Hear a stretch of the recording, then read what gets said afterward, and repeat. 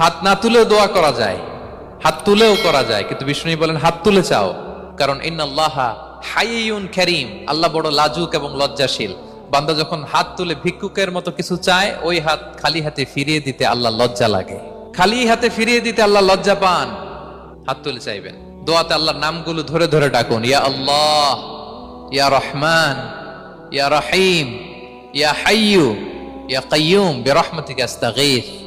আল্লাহর নাম ধরে ধরে চান, ওই দোয়া আল্লাহ কবুল করবেন। বিশ্বনবীর উপর দুরূদ পড়েন, যে বিশ্বনবীর উপর দুরূদ পড়ে না, ওই দোয়া আল্লাহর কাছে কবুল হয় না, এটা আকাশে পেন্ডিং থাকে। বিশ্বনবী বলেন সব দোয়া আকাশে পেন্ডিং থাকে যতক্ষণ আমার উপর দুরূদ পড়া না হয়। মোবাইলে দেখবেন ব্যালেন্স না থাকলে, মেসেজ পাঠালে কি হয়ে থাকে, ওইটা পেন্ডিং, আবার টপ আপ করলেই সেন্ট।